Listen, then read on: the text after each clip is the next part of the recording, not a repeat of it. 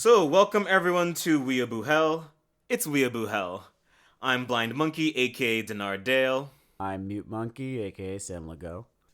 and today we are going to talk to you about one of our favorite things, somewhere between food and water on the spectrum, which is Gundam. It is the 40th year anniversary of the original series, which aired in 1979. In celebration of that, we're going to talk about the best element of that series, and that is one Char Aznable. Now, Char Aznable is a lot like what you want it to be like when you grow up, only with none of the virtue or really doing anything positive for other human beings. Really just making the world worse, honestly. It's a very special way to move through a developed society, or I guess a barbaric, war-torn hellscape, which... What else? It's just, people doing what people are going to do to one another, but you especially, because you're Char Aznable, and again, the world is such a worse place for your having been there.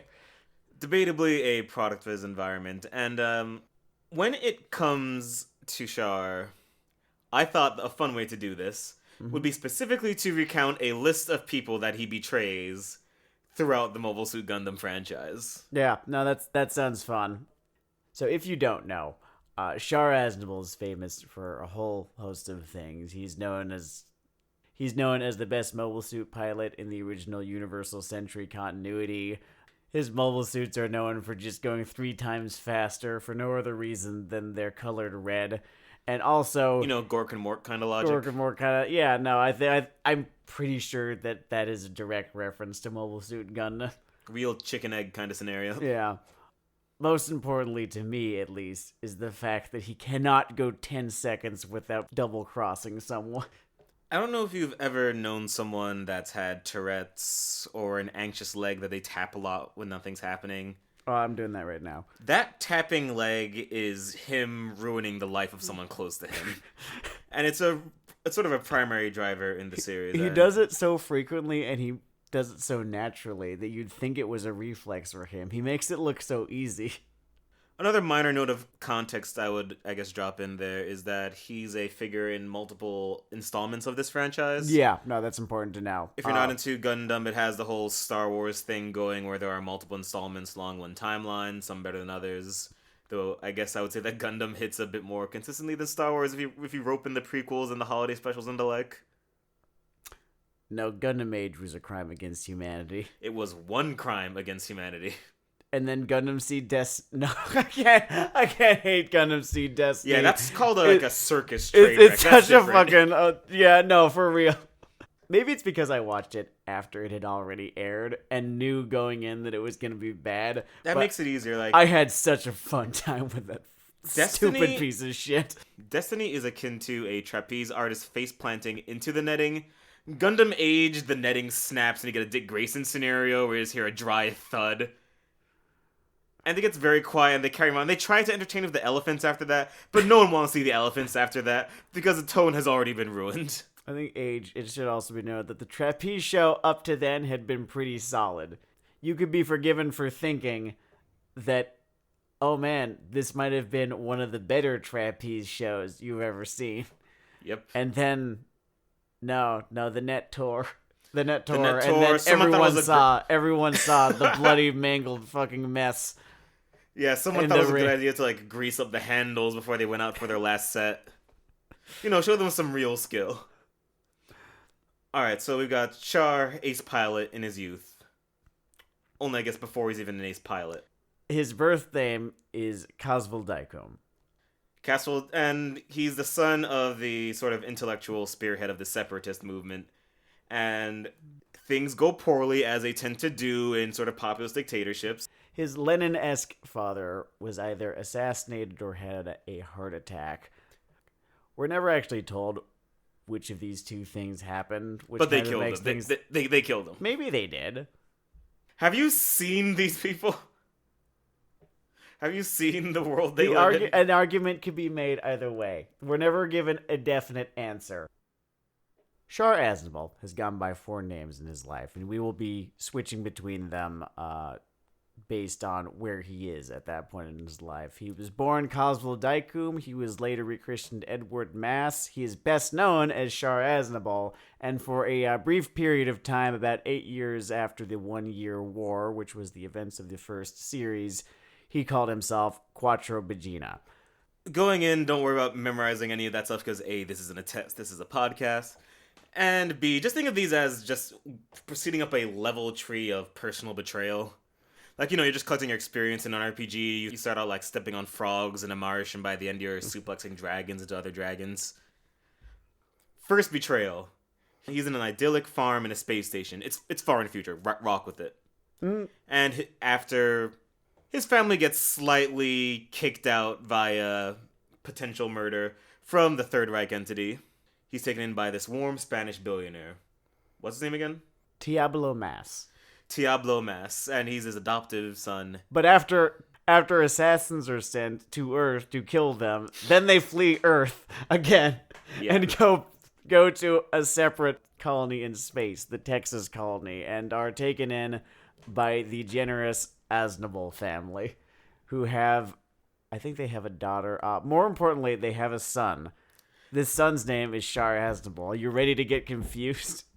I am so ready to get confused. Cool. And this son Char is a pretty nice dude. Their host is a pretty nice dude. And this son Char has the honor of being the first person to get stabbed in the spine by developing. Oh man, the name switchery is already fucking by the developing sociopath. No, so the kid kind of deserves it though. He's a fucking brown shirt asshole. Like he's talking about Zeon at the dinner table like they're the best thing that's happened since the Third Reich. I bet he'd contend that the Third Reich was a good thing. He is a man that owns many red hats. Yeah. So right off the bat, you're thinking, oh, well, fuck this guy just a little bit. Indeed, fuck this guy. Because the man who would become Char comes to the same conclusion. Mm-hmm. What ends up happening is that Char Prime, the brown shirt Char Prime, he wants to enlist in the Republic of Zeon. It is the Republic at that point. The Republic of Zeon's military academy.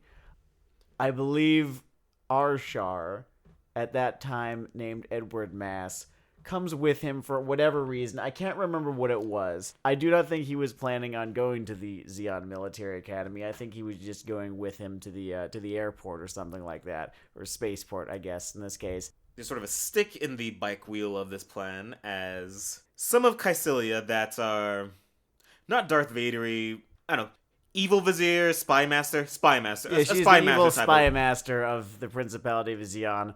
A bunch of her dudes are tailing behind them, and if you had, you know, standards or a moral center, you might want to inform your host family of the people coming with knives in their hand. But Char, you know, as we said, kind of a bastard. Char has other standards, other motivations. Edward. His name is Edward at this point. Fuck me, man. Okay. God okay. damn. This is going to be the hardest one, and once we clear this one, it's easy, because it's only one Char after that, because he's dead now.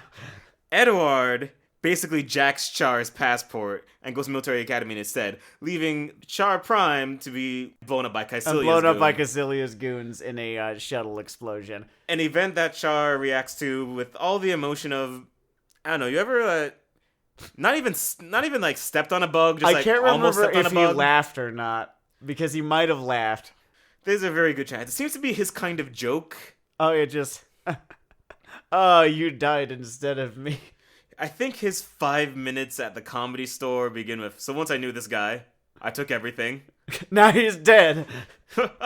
Oh, man. But really, Space Airlines, right? The food's crazy. That is the first person he's betrayed. The second person he betrays is his roommate at this Zeon military academy. This is a man named Lino, I believe is his name. Lino is, I guess, a friend of the former Char Aznable, knows this kid's personality, knows that this This guy who's calling himself Char, nah, this ain't the guy. This isn't Ain't quite the same a guy. this isn't quite a perfect fit. I wonder what's going on here. So for the next several years while they were at the academy together, he very slowly puts the pieces together in his head and reveals He's like, wait a later minute. on. My friend sometimes talked about things that weren't himself. He reveals later on, as they are planning on taking part in a, I guess you could call it cadet uprising, that he knows who this person calling himself Char Aznable is. He is, in fact, Cosmo Daikum, the son of the late Zeon Daikum. And it turns out this Lino guy is a hard fucking... He's like a Leninist, I guess. Yeah, in Stalin's Russia, I suppose, is sort of how you would frame it. He's definitely got some early Marxist writings underneath his pillow, like his Bible and this fucking Russia metaphor. And he's really fucking into Cosmo Daikum. He thinks that he is the true son of Zeon, right? Well, he was technically the true son of, Zeon the guy. And, when it's just you and your friends, you take notice of who's important, who can be a useful resource to you. And he pledges his loyalty to Char. And as Char notes this guy, he puts him on list as the first person he's going to betray at the earliest opportunity. In this case, middle of this uprising, Char tells him to commandeer a tank. He says, "Okay, boss." Then Char says, "That tank's full of Federation goons, take it out." And take it out they do, as remarkable efficiency. It was very quick. I think he'd cut off the guy's radio feed, so he couldn't tell anyone to stop. You sort of had to watch him screaming as he died. It was very prototypical, actually, because this is sort of the way in which Char betrays people. He pulls switcheroos, as he did with his namesake, as he does with Lino now, and as he is going to do with the next person he betrays. No, I'm sorry, the fourth person he betrays. It starts to pile up. Because I'm missing one. All right, so let's fast forward a couple of years. The 1 year war has begun. At this point, he's hit his stride in ace pilotdom, lots of enemy casualties, lots of civilian casualties, etc. You know how it goes sometimes. Earned his nickname, the Red Comet. A nickname he earned for going fast and painting his suit red.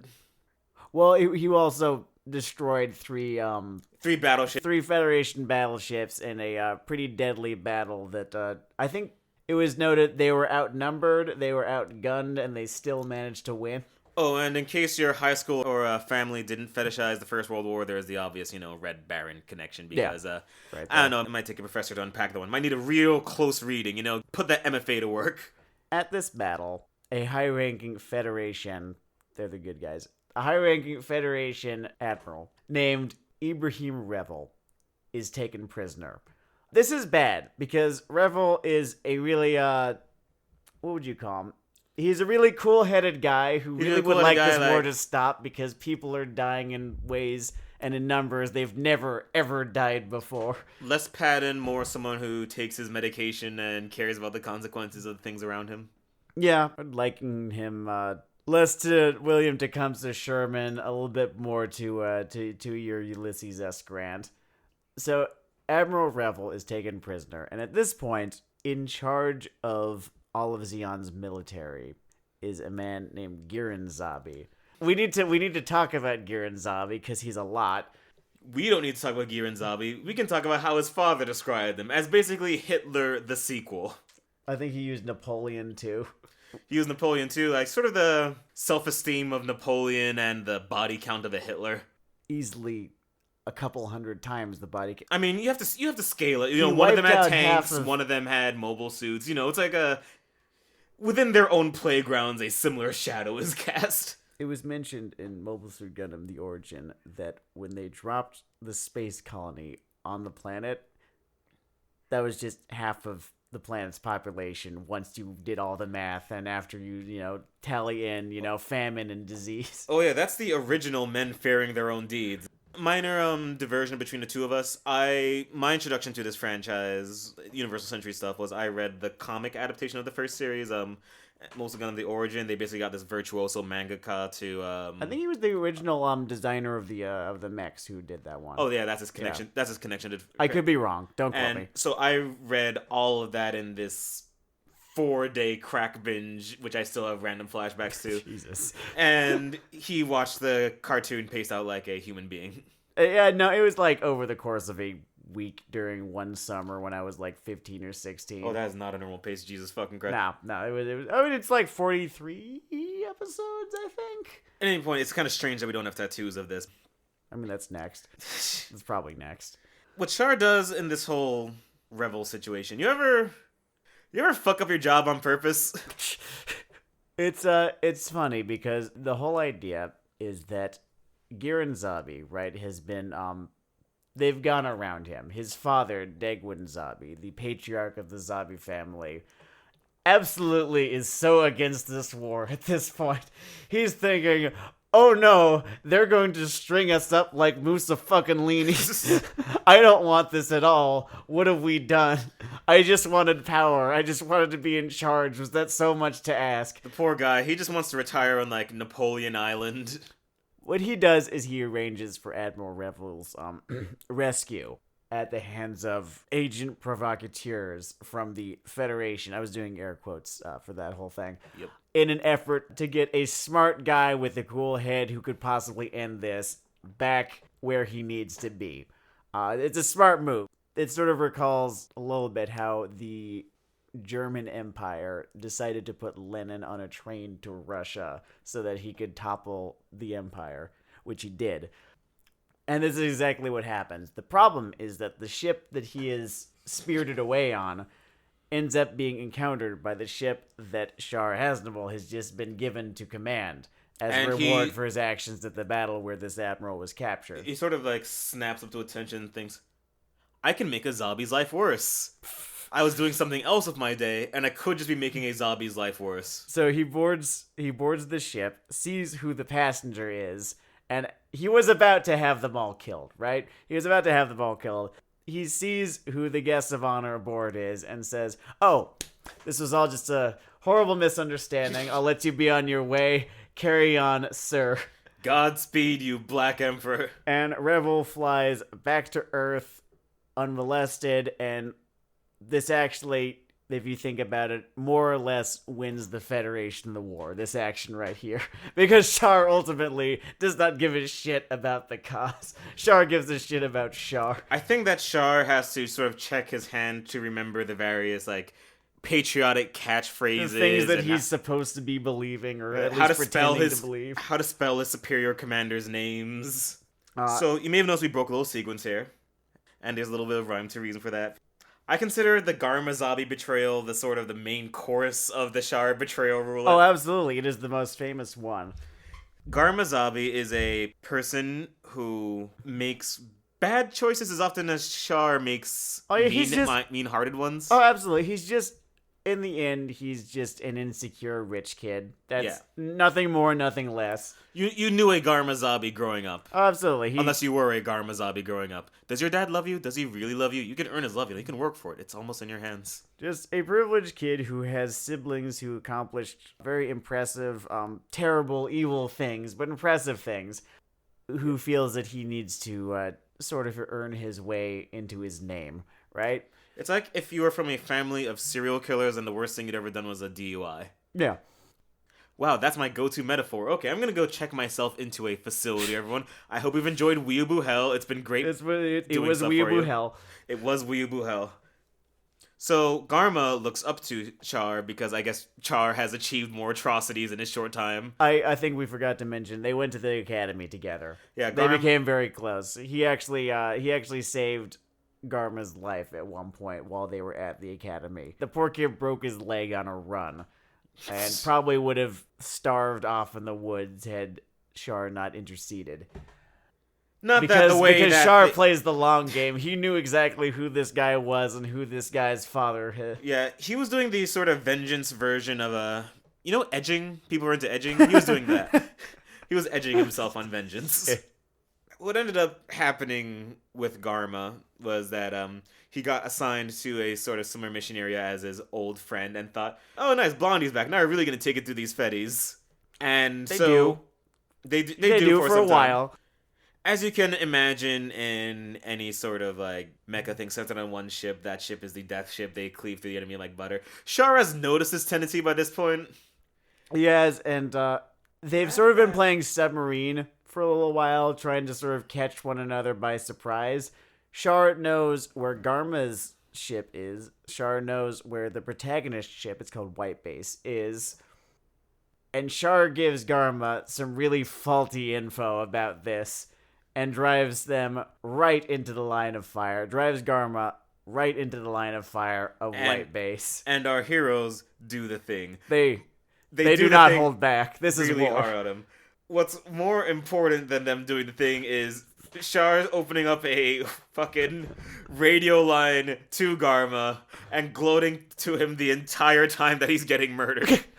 The famous pre-killing you one-liner that he gives Garma is, "You can blame this on the misfortune of your birth." And then he laughs really, really hard and for a long time as Garma screams and curses his name. So I love the comic. I actually think in some ways it's even better than the animation, including less filler or what have you. But this is one area where the animation wins, because you cannot appreciate this scene without hearing Char laughing. It doesn't matter if you're watching it in English, Japanese, fucking Portuguese. I think everyone having just such a great time with this. Yeah, whoever is dubbing him at any time can really just key in on this moment as this guy laughs his ass off as his, air quotes, best friend is blown apart by... He sounds like he's having more fun than he's ever had in his life. And having watched Mobile Suit Gundam The Origin, which is just a story about how Char Aznable, the guy, came to be...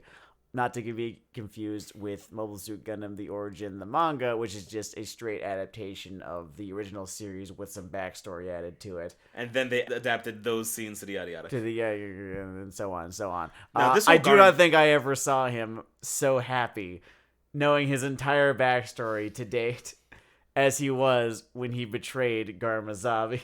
And for reference, throughout the show, you see him in love, you see him kill other old enemies, you see him win battles, achieve fame, see things work out sometimes. He is never in that state of spiritual satisfaction when Garma's ship is getting blown apart. Remember the first time you ever saw the Avengers? And they do the whole New York, oneer, where basically all 3 acts are over and now they're just throwing you a party for having come.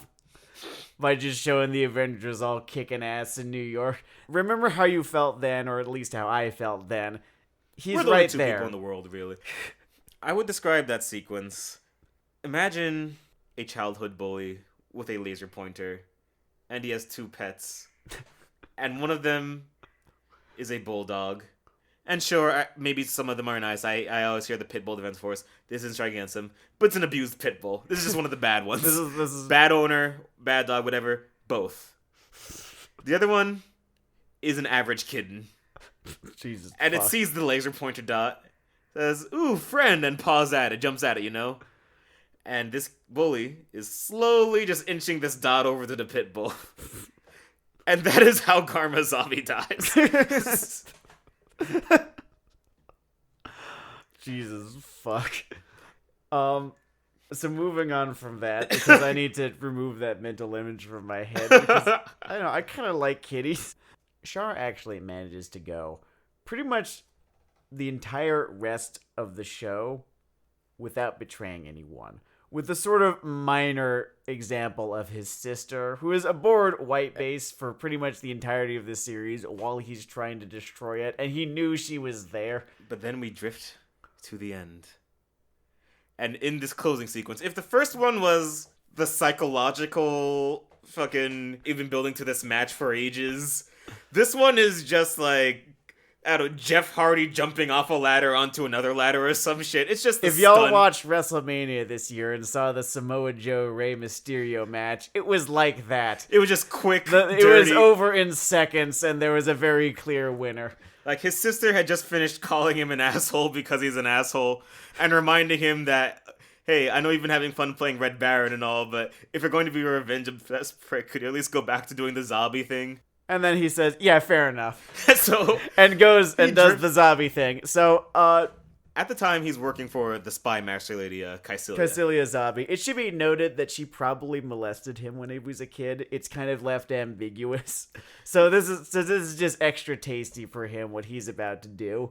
Yeah, he's also really been edging this revenge. Like, in theory, he could have probably just like walked over at a random point, just sort of gathered her 3 times and gone to jail, but that's not the route he's on. No, so she's about to escape. This is the final battle of the 1-year war.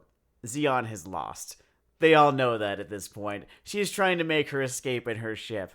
But who should fly up to the bridge in a jetpack but Char Aznable with a rocket launcher? I want to, just to reestablish scale here. She is on the bridge of a spaceship.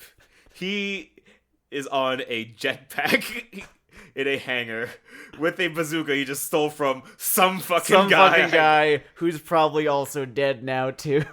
And as you might have divined, he shoots into the bridge of this spaceship with this rocket launcher, only that's not really what happens, because you see that this rocket makes contact with her fucking head and takes it off. Before it even has a chance to explode. It's like Gears of War meets Mortal Kombat. It is astounding. It is a moment in fucking history.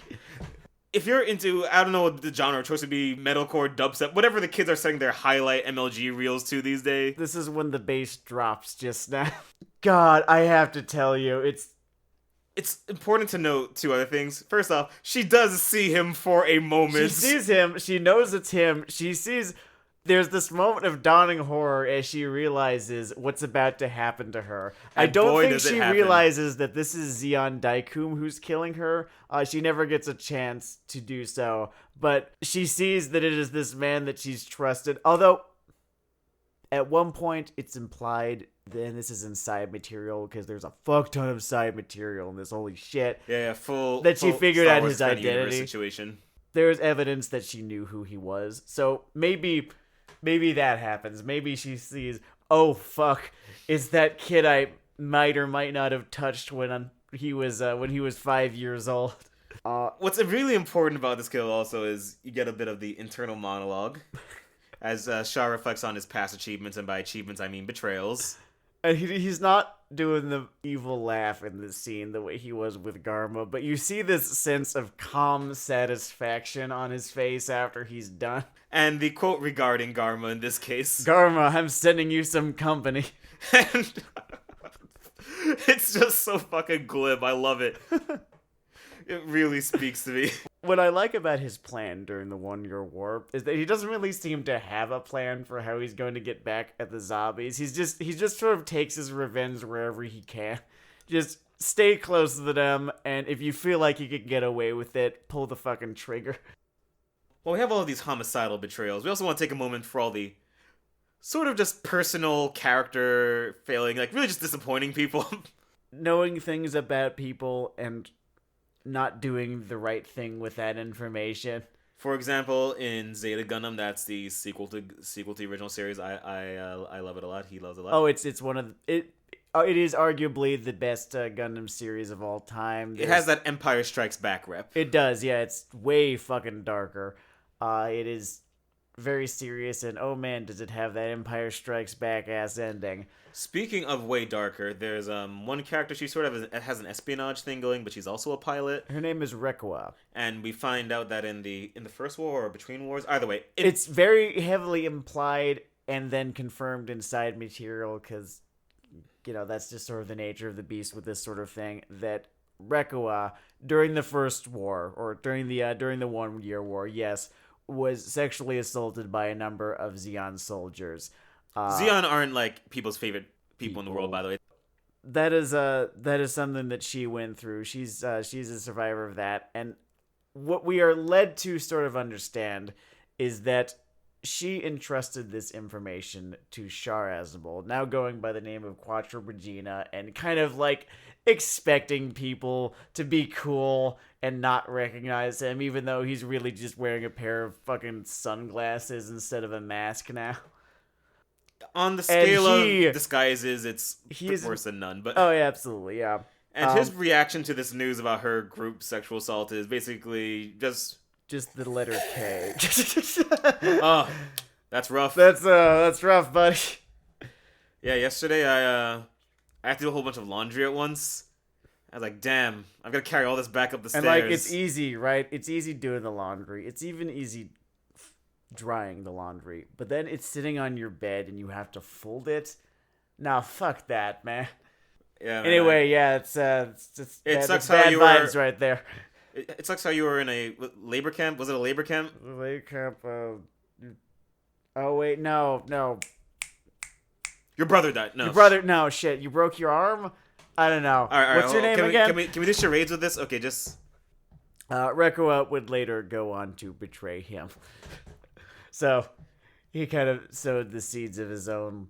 Yeah, it's about 10% of his karmic backlash, I would say.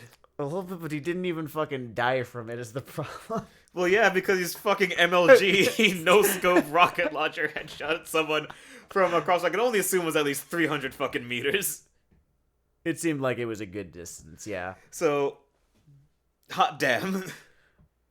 The next entry is one Haman Karn. Haman Karn is, if Char Aznable did not exist, Haman Karn would be the most fascinating and cool bad guy in Mobile Suit Gundam's, She long has history. one advantage over him, which is the wardrobe. Because by the end, it's gonna sound bad when describe it, but she's got like this bumblebee fucking colored spiky thing, and it is way over the top. And It's really impressive. it's really impressive. It's one of those Darth Vader suit kind of things. It's like you going into Star Wars riffs during Gundam sort of occupies that headspace with me. It's like that legacy franchise. My three favorite media franchises of all time are Mobile Suit Gundam, Star Wars, and Mass Effect. In no particular order. I don't do orders. So it's all there in the same place. Yeah. The one thing that you'll find, quite obviously, that these three series have in common is that they all feature people with really nuanced psychic powers. But no, the Haman Karn is an antagonist in Mobile Suit Zeta Gundam, and the main antagonist in its sequel series, Mobile Suit Gundam Double Zeta. Let's say it again. There is a side story, some side material. It was a whole manga. It ran for a very long time, actually, that told the story of what Char was doing between the original series, Mobile Suit Gundam, and its sequel series, Mobile Suit Zeta Gundam. There's an 8-year gap in between these shows, if I did not mention that already. Imagine you are such an inattentive partner, and also at a point where the person was at a very inappropriate age. Like, imagine being a bad enough partner that you turn someone into Stalin. That's part of Haman Karn's backstory, basically. I have to confess that I'm a little bit behind on my research on this one, because I could not actually find this manga at any of the usual suspect sites that I go to. All I know... Sam, we've purchased all of this material legally. Yeah, all the usual suspect legal sites that I go to. In my defense, I actually did buy all those fucking Gundam comics because, I don't know. I mean, they're hardbound. They're fucking beautiful looking. Yeah, no, they're great. Haman Karn, he knew at one point in between these two series. All I know is that she was super into him, and maybe she was also like super fucking 15 years old when he first met her. It's not a great move. Not a great fucking look. I don't know what the extent of their relationship was. It could have been ambiguous even in the comic. I, again, do not remember, did not read it. Ultimately, him violating the sort of campsite rule that Dan Savage has about, like, these age gap relationships. Just leave everything better than you found it. He was not very good with the campsite rule. No. Whatever the extent of their relationship was, he wasn't a good friend to Haman Karn. And believe me, I've had some bad breakups. I'm pretty sure one of them is getting deported because of that, but I haven't turned any of them into Stalin. I mean, yet, that you know of. Give it time. This was 8 years. Oh yeah, good point. I should call him and make sure no one's gulagging people like, up. It's 2019. If any bad shit's going to happen 8 years from... It's more likely that it was going to have been, like, 8 years ago. Again, so this was a more borderline nuanced case, Haman Karn. Really, it was the two zombies who are going to feel the most satisfying here. But let's continue. I revisit those scenes sometimes, just when I need to smile. Oh yeah, because they're fucking perfect. They're like the first time you see them go around the fucking city in the 3D MG and Attack on Titan. It's just fucking endorphins. Fucking great.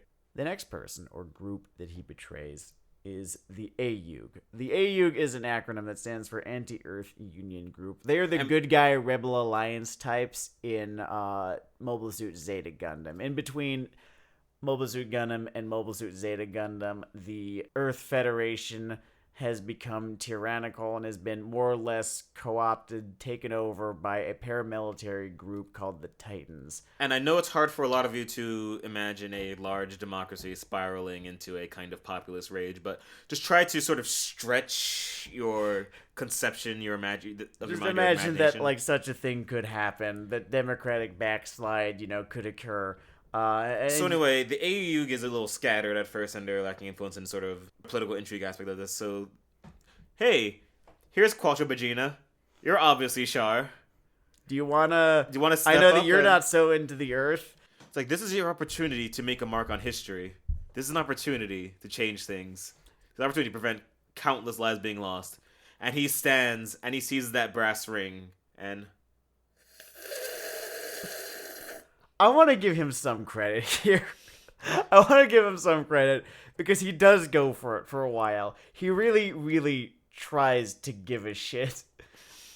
He even tries to be a good mentor to the show's protagonist, Camille Badan, which doesn't go that terribly well, but he gave it his best shot. At the end of this series, he not fakes his own death. Well, he kind of does. He dips. He fucking dips. He does not renew his contract at all. And next we see him, he's Dean. Trying to drop a giant fucking asteroid on the Earth. Which leads us to the final group he betrays. Fucking humanity. The human race in general. Basically over him being sad over one or two of his exes. This extinction plot. So his whole plan is that humans need to not be on Earth anymore. I dig it. And instead of, sort of engineering a plan to get them motivated, hey, it's going to be so much better in space. His plan was, no, we need to make it worse on Earth. No, worse isn't good enough. We need to destroy all life on Earth so that there's just people in space left because that's where we're meant to be, I guess. To understand this, what do you think of radicalization? We normally think of someone moving from the center to the fringe. This is someone that started out in Zeon. And he got radicalized to kept getting fucking wipe out all human life on Earth. What I thought was really interesting about all this is a man who went from giving absolutely no shits about any sort of cause or anything. He's just a guy who likes flying mobile suits and really wants to kill the zombies. That is Char Aznable, age 19. At age, I want to say he was 35 by the time he enacts this plan. He's taken over Zeon again. Zeon's like a bad rash. It just keeps coming back. It just keeps fucking coming back, and it keeps doing its shit. And still, people think, no, I believe in Zeon. They can be a force for good. I just know it.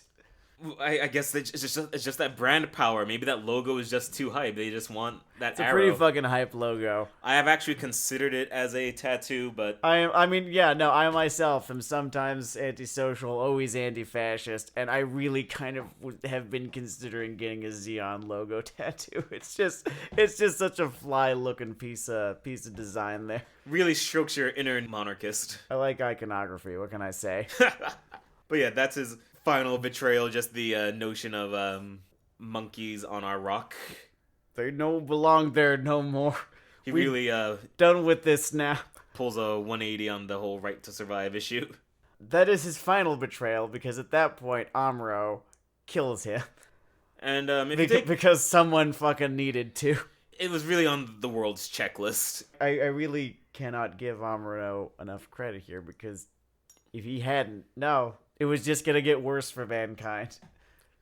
If there's one takeaway you take from this, other than my sterling fucking sense of humor and delivery, if you are someone who is willing to watch a show called Weeaboo Hell, and you haven't watched Gundam for what I can only assume are religious reasons, just you gotta get on that shit. God will forgive you. Whatever your religion says, I'm sure your God will forgive you. I'm not gonna be all fucking get out of the room about this. Just do it. Just fucking do it. You're doing yourself a favor. Yeah, this isn't even a moral judge. It's more like you're watching your friend, like, just sort of sleep against a cheese grater. Like, you don't have to sleep on that You cheese don't- grater. don't Come do on. it. I've got this pillow here. It has robots. No, you'll be doing yourself a favor. It's one of the better sci-fi properties just ever. And for its 40th anniversary, I just wanted to give it a little bit of a plug in talking about the best character from it. Yeah, he really is something else. He's such an archetypical anime asshole, right? Because there are a couple out there, right? There's him. There's, of course, Dio. There's Gary Oak. I would put on that list. Did Hazama from the fucking Blaze Blue games meme his way into that category by extension, or is that just... He does not stand in the same room as Griffith, no. Oh my god, Griffith. Griffith also on that list.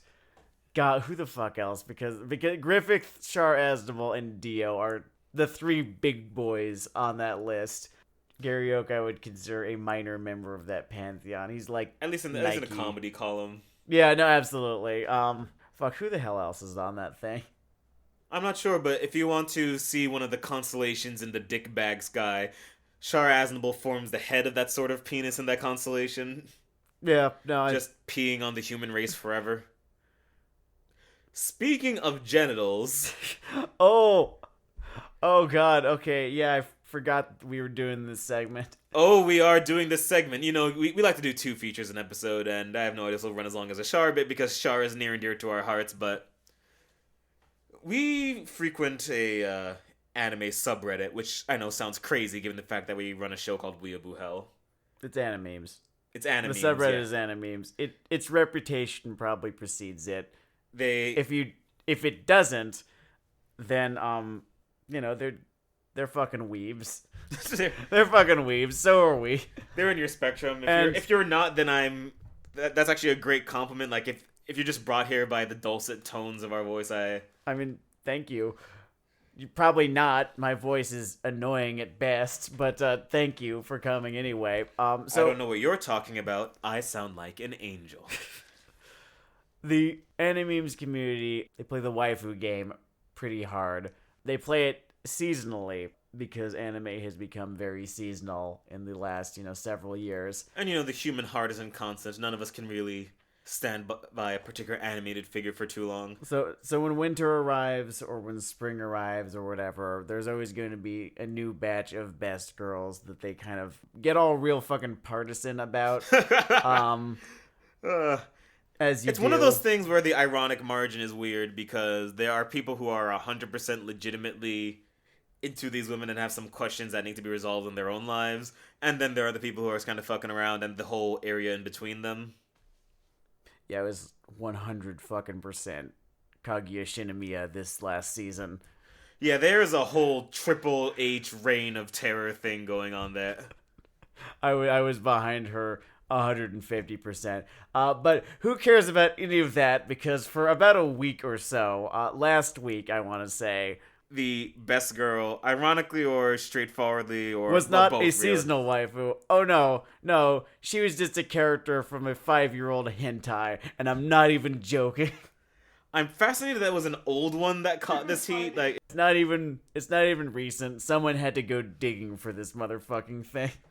Someone said, I need my porn to be like a contemporary of the first fucking Sword Art Online series or something. So the title of this fucking sudden bumper crop rapid push to the title porno was Itadaki Seiyeki, which I'm not gonna say what that's called. Well, I forgot what it translates directly to, so I kind of need you to. God damn it means give me semen. It means give me semen, okay. And I guess the micro recap of the thing is that it stars a high school male, because I guess that's a target audience and they go real straightforward with these things, who encounters a I'm air quoting right now, a half vampire, half succubus. Well, it's the vampire half that needs to drink human fluids, right? Right. And then it's the succubus half that, as we learn, God fucking damn. The succubus half, out of using semenmancy, can alter herself to basically look however she wants to, and this always plays out as breast expansion. Jeez, There's not a lot of Christ. variation. I can't believe I watched this fucking thing. We watched an episode of this thing, and I got no pleasure from it. I should just disclaimer right up front. You can believe me or not, but it wasn't like good or anything. There was something strangely not titillating about it at all. It might have been her voice.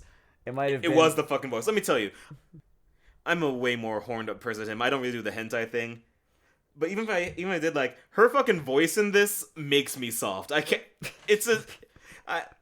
And I know plenty of shows have, like, women with, like, high-pitched voices, and that's fine. You can do that. But those, at least nominally, are not pornography. And sex is a multi-sort of sense organ experience. And if my ears say pain, I'm not going to be fucking throwing a tree up. Here's my hot take on... just on pornography in general. I think the brain is a very self-important organ that values things that stimulate it far, far over things that stimulate other parts of the human body.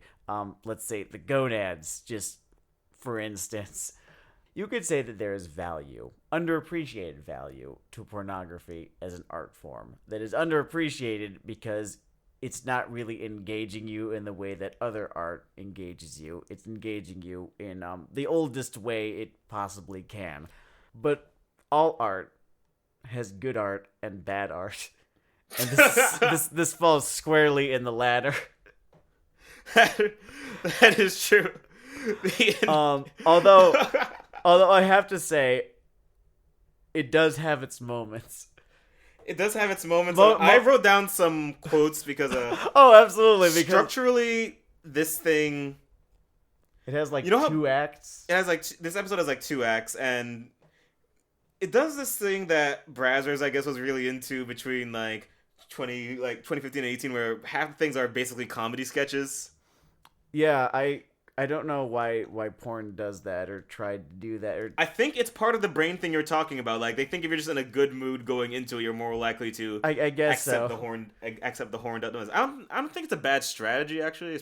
It's not a bad strategy, but you need people who are able to tell jokes, half decently. And they are not able to tell jokes too well, and it's this thing's demented fucking sense of humor. I can't believe this segment was my sexuality. idea. It was your idea, but some quotes. First off, it's here, semen. Which, there are a lot of things you can blame on translation, but I will believe, to my grave, that is also stupid in Japanese. Oh no, just imagine... Just a fucking doorbell rings. It's here! Steven! So, that one happens. There's, your life energy is soaking into me. Which... We could do a whole fucking episode about stupid hentai dialogue. I mean, this is just such a fucking microcosm of the genre. Honestly, it's been dumber. We were just covering this because for some reason hard anime memetic, and I just went nuts for this fucking thing. So here we are. I think one thing that may have made people latch onto as much as they did is that this thing's pace just fucking clips from concept to concept. Like, you do not get to rest on your fucking feet before they introduce their next, like, porno world building thing. And it makes it a very intentional, sometimes unintentional, other times funny experience. It is really funny. Like, I'll give it that. When it tries to make you laugh, it does actually succeed. Early on, right? The whole setup is that this chick knocks this guy out and drags him to a athletic shed, right? With the intention of drinking his blood. Except she doesn't really like the taste of blood. She's kind of like shitty at being a vampire, I guess. And then says, okay, well, I don't know. Usually what I do is I drink sweat or something like that. Could I get some sweat? And so then this guy, this motherfucker, in what I can only call a king move. Like, your children should aspire to be like him. It's such a fucking power move. He fucking ignores the fact that he's been kicked in the face, ignores the bleeding on his neck, and says, "Oh, you need fluids, huh?" And basically just whips it He out. whips it the fuck out. No, I think it's already out when he says that. And my eyes go wide because I'm thinking there's gonna be like 2 more minutes of transition here. No, he's sawing in. He's sawing in and he went for it. Gordon want fucking Gecko. This guy should be on the fucking Lakers because he's just trying to throw threes. Be first. Be smart, be first, or be lucky. And this guy was all fucking 3. And it worked out for him. I think I wrote down the words. Oh yeah, here's one. Hot stuff is coming. I mean, that was the meme right there. That was the meme. Yeah. Which is just such a fucking great way of calling it right there. I don't know, like maybe they were thinking when writing this, listen, they've said it so many times. Every fucking hentai or just regular porn ever has had, the lead female scream, "I'm coming." We need something else. After seeing we need something new. We need to evolve this smartphone. After seeing this piece of fucking insanity, I want to put a challenge out. I don't know what the odds are among our viewers that there's an adult entertainer, but if you perform in, direct, write, edit adult entertainment of any form, I have a challenge for you. I want you to put one sentence I have never heard but is fully in context in every one of your pornos going forward. Like, I will start a foundation or an award or some shit. If you do it, fucking email me. I'm trying to engage with you right now. I'm trying to come up with shit. I've got nothing. It is it's kind of a stupefying experience. I'm not surprised. This isn't a flaw on your part. This is a strange. This is because of what we're feature. talking about here. Yeah. Also because of what we're talking about here. Yeah. It's kind of endemic in the fucking subject. Like, what do you say about the fucking semen mancer here? Like, is this Avatar: The Last Cumbender? Like, because we do this show, I've seen way more in like terms of fucking like just anime takes on relationships lately. And in the strengths and weaknesses, spicy meatball. Except for that one. That one also has this fucking advantage. Normally they just circle the fucking drain forever before anyone does anything. No, they get right the fuck in there. So in both this and the spicy meatball show, which I think we recorded it already. I think it's probably going to end up coming out after this episode just because people are going to forget about this stupid fucking hentai real soon. Whereas I am convinced that the spicy meatball show is like a hole in the force. Like, people can just feel this psychic wound exists now. I think after we're done recording this episode, we're going to watch 1 or 2 more of the spicy meatball show. And if you figured out what it is already, then I mean, give yourself a pat on the back. I'm pretty sure that this is what Gigook has been calling it. Congratulations, you've been successfully marketed to. Yes. We're covering it. It's taken up an entire episode. There's not gonna be 2 segments on that one's not a twofer. That one just hit us like a goddamn truck. And now we're dead in a JRPG world. I don't know if maybe me going to grad school was a mistake, because it's not really a flaw for a porno to have, like, internal consistency problems. It doesn't fucking matter. In fact, before I say this, let me get into it. It does not fucking matter that it has a problem. It just stuck out to me in my head. Go for it.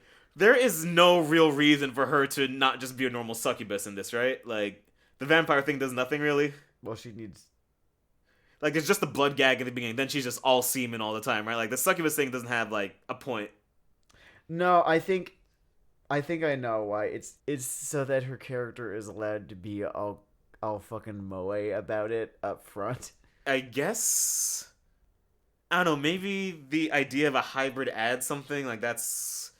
Are they going for a supernatural version of, like, a tragic mulatto here? I am struggling with this one.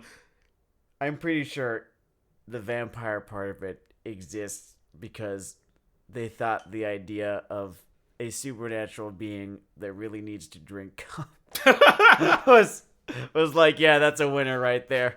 But isn't that just a succubus? Like, they're just sexy demons, right? And they tend to use this fact to further, whatever fucking aim.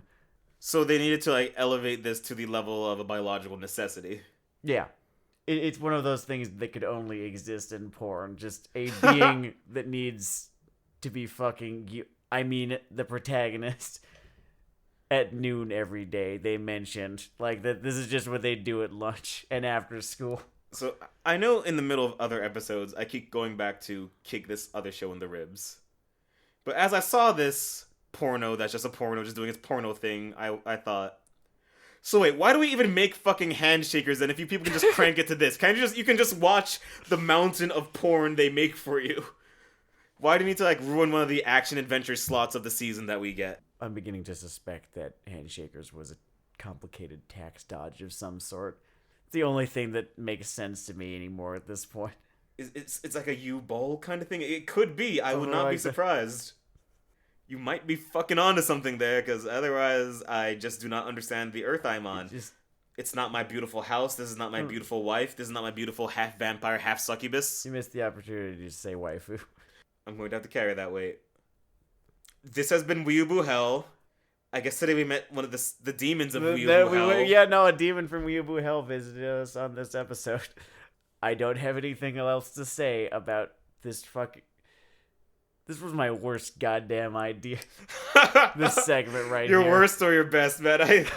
Like, say what you want. However awkward it was to watch this, you probably had less negative stuff going on in your head than during Handshakers. I've never taken notes with porn before. I've never actually had my phone out. I think my note-taking was just me sending my thoughts as I was watching it to you. Yeah, I just scribbled mine down on this piece of paper over here. Hot stuff is coming. Hot stuff is coming. I'm sorry. It's such a perfect goddamn line. If I ever pivot into music, I'm making an album called Hot Stuff is Coming. No, wait. No, I write. You know, secret between me, you, and the listeners. I put out short stories. I get something out every, 2-3 months or so. I'm going to get something called Hot Stuff is Coming published in a real, dead-ass literary magazine within the next 2 years. Personal goal. Mark it down, write it down, pester me about it on social media. I'm gonna fucking do it. It has to happen.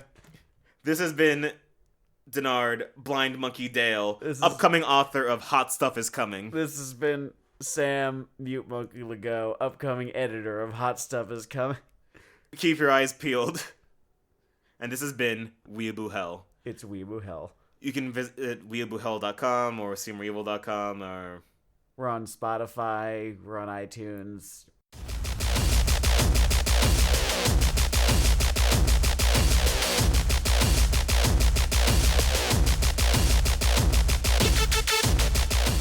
Yeah, Weeaboo Hell, there's 2 E's. That's something I just learned several weeks ago, is that there's 2 E's in Weeaboo. I've always just read it with 1.